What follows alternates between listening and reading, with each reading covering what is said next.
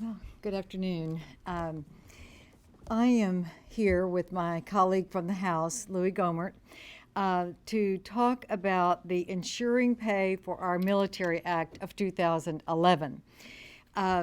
Louis Gohmert has led the effort in the House, and I led the effort in the Senate in April when we were looking at a continuing resolution and a possible government shutdown to assure that our military families did not have to worry about a paycheck that would come late.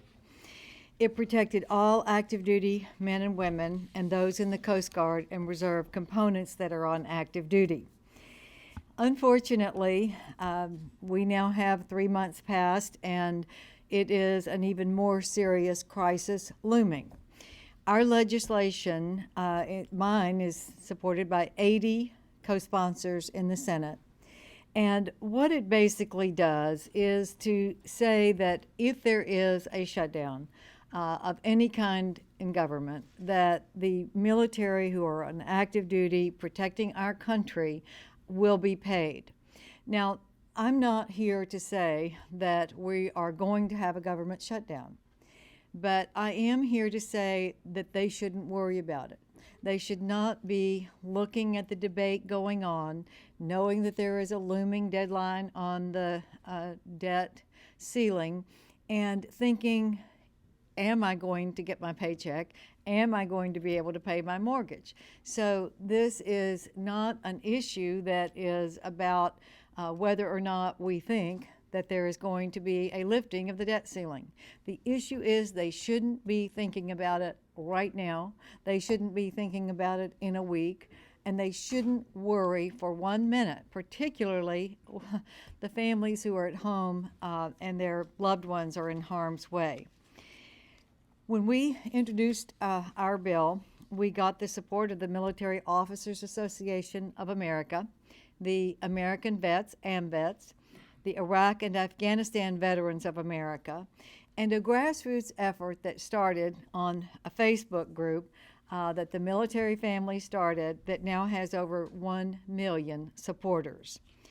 As a member of the Senate Military Family Caucus, I'm happy to have the support of the National Military Family Association on this issue.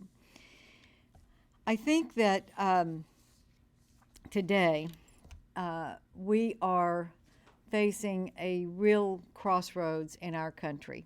And it is my hope that we will take the steps that will get our fiscal house in order.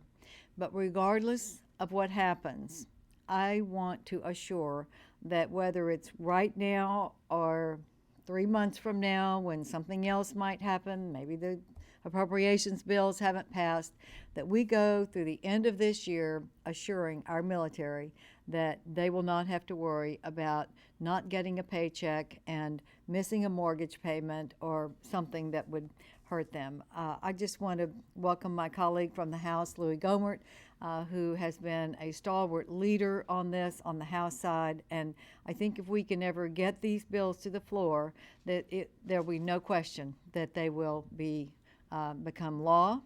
I think they will pass both houses of Congress, and I do think the president will sign the bill. And our effort now is to get the bills on the floor so that they can be passed. Thank you. Thanks, Senator.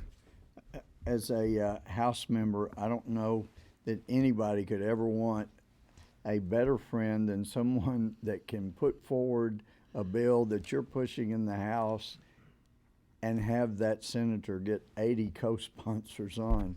I mean, that is just fantastic, and it is so great to be working with Kay step by step as we go through this process. And like Senator Hutchison said, we need to make sure the military, people in harm's way that are dodging bullets, never have to have it cross their minds that their paycheck may not come in. And someone said, you know, what makes you think that that would be used, that people would become concerned? And what we have seen this week brings that straight to the forefront, and that was when our commander-in-chief deviates from Franklin Roosevelt's course of being a statesman that comes forward and says, you got nothing to fear but fear itself. We're going to be okay. We're going to get through this. Don't worry. Especially our seniors who are subject to worry because their check is so restricted. And the president himself goes forward and says, I can't guarantee you're going to get your check next month. That kind of fear has no place in American politics, not with our seniors. And we have found this week, actually, as of yesterday, the Social Security actuarial has made clear that even if there were no debt ceiling bump, if there were nothing done by Congress, and you know there will be, for 3 years, those checks are good. And seniors have nothing to worry about.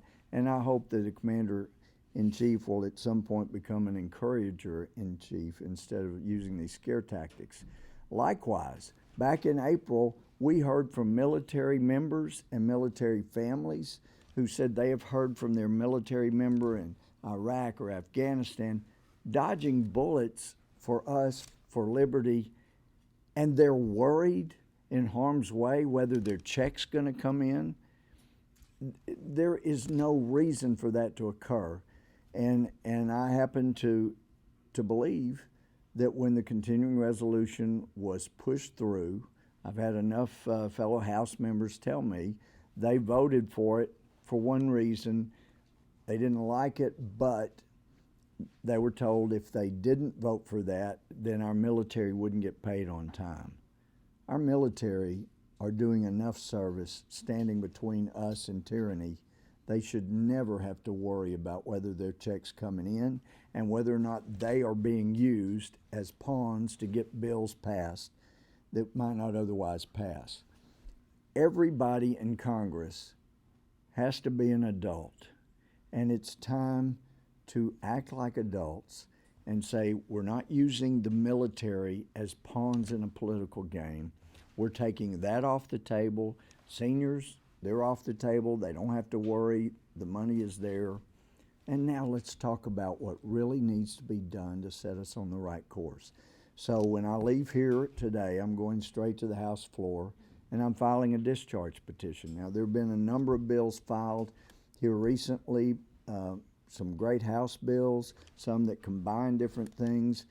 Senator Hutchison is going to file one that combines some things, and I would hope that when we get 218 in the House to force our military pay bill to the floor, that we can do a manager's amendment, incorporate the wonderful language that she's, have you filed that already, or are you about to file it? Have we filed it? Yes. Okay, it's been filed, and so I'm hoping we can do a manager's amendment and include her language in ours.